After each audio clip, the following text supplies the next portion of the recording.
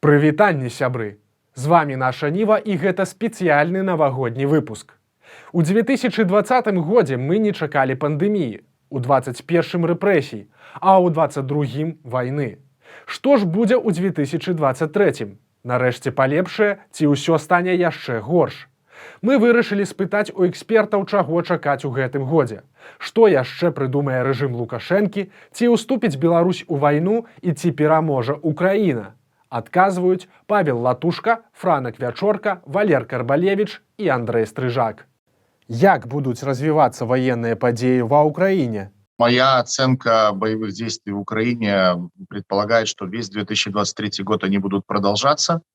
А, возможно, и на 2024 год это все может перейти, потому что слишком большой объем задач стоит перед вооруженными силами Украины по освобождению территории и дальнейшим действиям, потому что пока непонятно, закончится ли, остановится ли история с боевыми действиями территории исключительно Украины, учитывая те постоянные возможности, которые стоят перед двумя диктаторами по вовлечению, более глубокому вовлечению Беларуси в участие в войне. То есть очень от многих факторов зависит то, как война будет выглядеть. Я думаю, что многое будет залежать от поставок заходняга ўзбраення Украине, калі Штаты і Еўразвяз перададуць дальнабойнае ўзбраенне, тады вайна можа скончыцца хутчэй.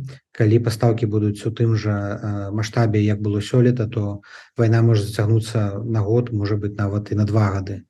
Я думаю, што Расія паспрабуе замарозіць канфлікт, выйграць 3, 6, 9 месяцаў, прыпыніць баявыя дзеянні, каб перагрупавацца, вырабіць новае ўзбраенне альбо знайсці магчымасці пастаўкі ўзбраення ў альтэрнатыўных крыніцах, а потым восень, напрыклад, бліжэй да восені ударыць зноў. Я не думаю, што будзе наступ беларускага войска, але можа быць спроба масавага ракетнага абстрэлу з беларускай тэрыторыі ўвесну, што яшчэ больш ізалюе Лукашэнку, а магчыма і ізалюе беларусаў. Тут будзе многае залежаць ад міжнароднай працы дэмакратычных сілаў. Мы бачым, што на фронце з'явілася сітуацыя раўнавагі. Ні адна краіна, ні адзін бок не мае стратэгічнай перавагі. Вось, і таму вайна будзе зацягвацца, вайна будзе ісці на тое, хто не вытрымае хутчэй. Вось, і гэта вайна на трываласць. З аднаго боку на трываласць Расіі, з другого боку трываласць Украіны і Захада, які падтрымлівае, будзе цярпець і мірнае насельніцтва. І пакуль я не бачу перспектыў некага заканчэння гэтай вайны. Калі вайна будзе ісці вельмі няўдала для Расіі, то там можа здарыцца, скажем так, аслабленне пуцінскага рэжыму, скажем так, мякка.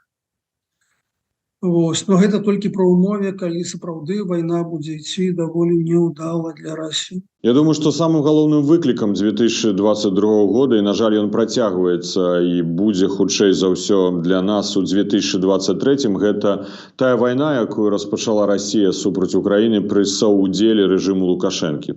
Гэта выклік патэнцыйнага ўваходжання ўзброеных сілаў Беларусі на тэрыторыю Украіны, спробы такога ўваходжання, што будзе з'яўляцца катастрофай для адносінаў перадусім паміж беларускім і украінскім народамі. Мы павінны зрабіць усё, каб гэтага не дапусціць і супрацьдзейнічаць гэтым. Ці ўступіць Лукашенко ў вайну? Я думаю, што Путін можа падштурхнуць Лукашэнку. Сам Лукашенко не шмат чаго будзе вырашаць, і з кожным месяцам будзе вырашаць усё менш і менш. Больш і больш сектароў беларускай дзяржаўнай сістэме будзе падпарадкоўвацца на праскіце ўскосна Расіі. Ці што яго падштурхнуць можа, я думаю, адчай Пуціна. Калі будзе масавы вялікі прарыў ці поспех украінскай арміі, то Пуцін, як жэст адчаю, можа паспрабаваць здзейсніць, заангажаваць беларускае войска. Яно можа быць сітуацыю на фронце не зменіць, але замажа крывёю Беларусі, беларускае грамадства. Тут, вядома, Пуцін не будзе лічыць ахвяры і страты. Яны могуць паспрабаваць паслаць у новым годзе, паслаць беларусаў міратворцамі ў акупаваныя рэгіёны, могуць паспрабаваць беларусаў паслаць там на блякаванне Ровенскай АЭС, напрыклад, могуць паспрабаваць зрабіць наступ нейкімі супольнымі брыгадамі беларуска-расейскімі, дзе там уключыць сілы спецыяльных аперацый Беларусі там у луцкім напрамку, каб перашкодзіць пастаўцы ўзбраення, менавіта перакрыць лагістычныя ланцужкі для Украіны і украінскага войска. Такое сапраўды магчыма, але гэта будзе не удзел рэгулярнае беларускае войска. Магчыма, яны скарыстаюцца гэтым беларускім ЧВК, які зараз ствараюць памагатыя Лукашэнкі.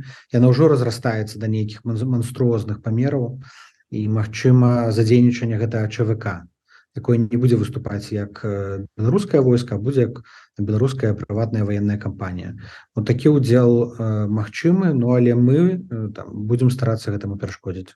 Мы разумеем, што на сённяшні дзень няма спецыяльнага прэсінгу Пуціна на тое, каб узброеныя сілы Беларусі сёння менавіта ў гэты момант уступілі на тэрыторыю Украіны, бо гэта прывядзе да фіаска, гэта да паразы, і гэта прывядзе да нестабільнасці ўнутры Беларусі, калі рэжым не зможа прадаваць тэзіс, што мы заўсёды выступалі за мір.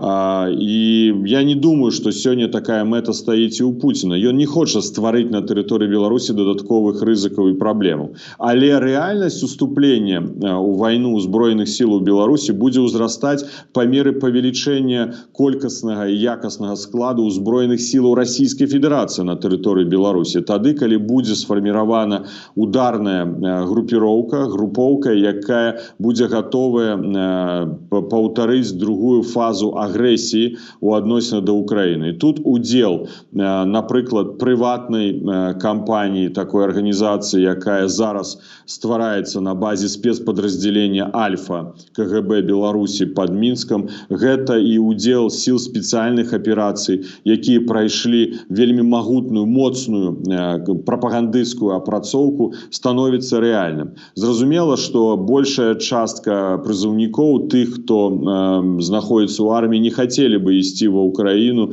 і паміраць за інтарэсы Пуціна ці за інтарэсы Лукашэнкі, не разумеюць сэнсу гэтай вайны, але удзел часткі ўзброеных сілаў Лукашэнкі магчымы. Ці гэта адбудзецца, я думаю, што мы пабачым бліжэйшыя месяцы. З пункту гледжання падрыхтоўкі, усе дзеянні для падрыхтоўкі ажыццяўляюцца, яны даволі авансаваныя. Гэта і пераўлік усіх вайскова-абавязаных, падрыхтоўка да мабілізацыі, гэта вайсковыя вучэнні як расійскіх войскаў, так і беларускаў, гэта зладжванне расійскіх падраздзяленняў, беларускіх падраздзяленняў, гэта фарміраванне сумеснай групоўкі, гэта фактычна зняцце складоў узбраенняў, якія знаходзяцца ў распараджэнні беларускіх узброеных сілаў. Мы бачым змену заканадаўства, увядзенне смяротнага пакарання за здраду, нібы за здраду дзяржавы, калі вайсковыя не будуць выконваць злачынныя загады Лукашэнкі і прымуць рашэнне перайсці на бок узброеных сілаў Беларусі на тэрыторыі Украіны, на бок беларускага народу. Смяротнае пакаранне для дзяржаўных служачых. Плануецца увядзенне больш жорсткай адказнасці за адмову ад мабілізацыі. Таксама плануецца бліжэйшым часам прыняць закон аб так называемым апалчэнні народным. Гэта ўсё разам з іншымі інструментамі фактычна выглядае як падрыхтоўка да ўдзелу. На сённяшні дзень гэта больш выглядае як стварэнне пагрозы прымянення сілы ў адносінах да Украіны, што з'яўляецца, дарэчы, парушэннем Канстытуцыі, якой бы не было, сфальсіфікаванай Лукашэнка ці базавай 94-го года. Але ці наступіць другая фаза рэальнага ўдзелу, но мы пабачым, гэта будзе залежыць, конечно, ад Крамля. А Лукашенко выканае гэты загад, у меня на гэты конт няма сумневу. Беларусь уже де-факто участвует в агрессии против Украины. Достаточно большое количество производственных мощностей задействовано на ремонте и восстановлении техники и подготовке бойцов российской армии на белорусских полигонах, снабжение их продовольствием и обмундированием. Так что это уже можно считать в той или иной степени участием в войне. Если учесть то, что предоставляется территория и воздушное пространство для нанесения ударов по Украине, это также де-факто участие в войне. Речь сейчас идет только о том, пойдут ли гробы в белорусские дома к белорусским матерям с белорусскими солдатами. Вот этот момент сложно прогнозируем, потому что на данный момент то участие Александра Лукашенко и его прихвостней в том, как выглядит война, вполне устраивает Владимира Путина. Сдерживание больших сил, вооруженных сил Украины на границе, благодаря тому, что части белорусской и российской армии там на ротационном принципе находятся на Белорусском Полесье, этого уже вполне достаточно для того, чтобы принимать участие в войне таким вот образом. Потому что я не думаю, что вхождение белорусской армии, части белорусской армии, либо совместно с российской армией в Украину с севера сейчас сильно бы изменила ситуацию в лучшую сторону для Путина. Скорее всего, эти группировки были бы разгромлены, отброшены. Понятно, что для украинцев появился бы новый Северный фронт, однако это скорее ухудшение ситуации в стратегическом плане, чем улучшение, потому что Беларусь в том статусе, в котором она сейчас есть, так или иначе, это та территория, которая не является зоной боевых действий для обеих сторон. Поэтому, пожалуй, я думаю, что в интересах абсолютно всех участников процесса сейчас, чтобы Беларусь не усиливала свое участие в войне путем сухопутной операции. И вряд ли я увижу, и мы с вами вместе увидим какую-то такую ситуацию, в которой вот там случайный обстрел, либо провокационный обстрел белорусской территории может стать причиной для того, чтобы белорусские войска вошли в Украину. Я думаю, что он будет отпираться от этой ситуации, и последняя встреча в Минске и итоговое коммюнике, которое выдавали Путин и Лукашенко, не предусматривает каких-то стратегических мощных изменений, по крайней мере, публичных.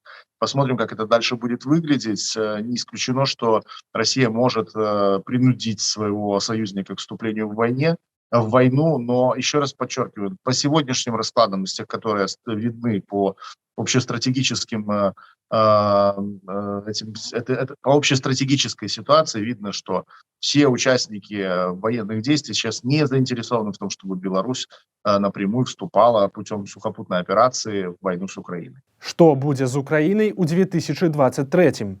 Я думаю, што украінцы не згубяць сваёй энергіі, свайго натхнення. Мы бачым, што ўвесь той год яны падтрымаліся годна, і падтрымка дзеля Украіны яна расце, і ўнутры самой Украіны настроі паляпшаюцца. І звонку кааліцыя заходніх краін мацнее. І я думаю, што і іншыя краіны, магчыма, Індыя падтрымае Украіну. Кітай зойме нейтральную больш пазіцыю, але не будзе дапамагаць Расіі. Я думаю, што і Бразілія адмовіцца ад падтрымкі Расіі. Яна і зараз не дапамагае, але не будзе пагаджацца на гэта. І думаю, што іранская падтрымка таксама будзе змяншацца. Таму Украіна будзе паступова прасоўвацца, але ў выпадку атрымання моцнага ўзбраення гэтае прасоўванне паскорыцца. Зразумела, што для Украіны гэта дадатковыя выклікі, гэта дадатковыя страты, гэта дадатковы перыяд жудаснай вайны, але украінцы, як мы камунікуем з прадстаўнікамі Украіны, яны вельмі матываваныя да таго, каб перамагчы. Яны змагаюцца за свой лёс, будучыню, за сваё жыццё, свае сем'і, сваю дзяржаву і тэрыторыю краіны. І можна пазайздросціць і толькі ухваляць тое, што робіць сёння украінскі народ. Гэта прыклад барацьбы за светлае, за свабоду, за дэмакратыю, за незалежнасць для многіх еўрапейскіх народаў. Гэта будзе цяжкі год, але ўсё ж такі мы павінны таксама, як беларусы, рабіць усё, каб дапамагаць Украине перамагчы. Украина переживает самую критическую точку своей современной истории. Идет уничтожение ее экономического и энергетического потенциала в первую очередь. Это очень серьезный вызов для всего мира, потому что нужно восстанавливать будет потом эту страну. Страна большая, больше 40 миллионов, очень большой экономический потенциал, который сейчас разрушается. Наверняка Путин будет продолжать попытки уничтожения этого потенциала, и с каждым разом это будет загонять ситуацию все больше и больше в штопор. То есть чем меньше Украина в состоянии генерировать собственного продукта валового, то есть денег, какой-то продукции, какой-то энергии и прочего, тем больше это бремя ложится на плечи поддержки других стран, в первую очередь Евросоюза и США. И та стратегия, которую избрал сейчас Путин по уничтожению этих возможностей, будет делать войну все более дорогой. Поэтому для многих западных избирателей наверняка это будет достаточно серьезной проблемой и триггером. Не исключая того, что некоторые политические силы, в том числе маргинальные, сегодня будут пытаться разыгрывать эту карту в Евросоюзе для того, чтобы ослабить поддержку Украины. Но я верю в Украину и в ее людей в первую очередь. И то, что они будут защищать свою родину до последнего, это факт. То есть не думая, что там будет какая-то деморализация именно внутри украинского общества. Конечно, если западная поддержка будет уменьшаться, это очень сильно будет влиять на возможности оборонительные Украины. Однако теми силами, которые у них имеются, они всегда будут стараться освободить территории, захваченные Россией. Чаго беларусам чакаць у наступным годзе ад рэжыма Лукашэнкі? Я бачу, што тыя тренды адмоўныя, якія былі, развіваліся гэтым годам, працягнуцца в наступным годзе. Это пашырэнне палітычных рэпрэсій, не проста падтрыманне іх на адным узроўні, а менавіта пашырэнне, што прынцыпова важна. Па-другое, больш актыўнае ўцягванне Беларусі ў вайну ў Украіне, больш актыўнае павелічэнне залежнасці Беларусі ад Расіі, працяг канфрантацыі з Захадам. Просто вот тыя тэндэнцыі, якія існавалі гэтым годам, будуць працягнуты наступным годам, і я не бачу нейкіх прычын, каб гэтыя тэндэнцыі паламаліся. Фактычна выбудавана ўжо новая таталітарная сістэма знішчэння, супрадзеяння рэпрэсіўнага апарату ў адносінах усіх людзей, якія не згодныя з палітыкай, якая праводзіцца ўнутры Беларусі. Нават паўслова, нават хутка задумкі будуць караць людзей. Мы бачым з'яўленне новай таталітарнай сістэмы. І казаць сёння, што гэта можна змяніць шляхам нейкіх дамоўленасцей, перамоваў, гэта хлусіць самім сабе. Гэта можна толькі вырываць з корнем і выкідываць з Беларусі. На жаль, на сённяшні дзень, аналізуючы сітуацыю, я не бачу іншых сцэнароў развіцця падзей. Тотальная зачистка всего поля. Что происходит после зачистки поля? Начинают арестовывать тех людей, которые в принципе не причастны вообще к чему-либо были. И вот этого стоит ожидать. Следующий какой момент важен, это то, что внутри Беларуси очень сильно укрепляется российское лобби. Это в первую очередь в таких сферах, как сфера образования, сфера культуры, это сфера международных отношений. Везде все больше и больше усиливается сейчас российский фактор. Это говорит о том, что можно даже не меняя флаги, не меняя валюту, не меняя какие-то внешние атрибуты, лишиться вообще всего, что люди называют в мире независимостью. И это может произойти не в одночасье, а в ходе такой вот ползучей попытки аннексии, такой ползучей попытки установления внешнего контроля. Если говорить о каких-то возможностях позитивного разрешения ситуации, здесь очень многое зависит от того, насколько сильным будет голос и сильной будет позиция людей, которые могут проговаривать наши отношения, белорусское отношение к войне, белорусское отношение к стремлению к переменам и к демократии. В первую очередь эта ситуация ляжет на плечи тех людей, которые находятся за пределами и вне досягаемости Лукашенко.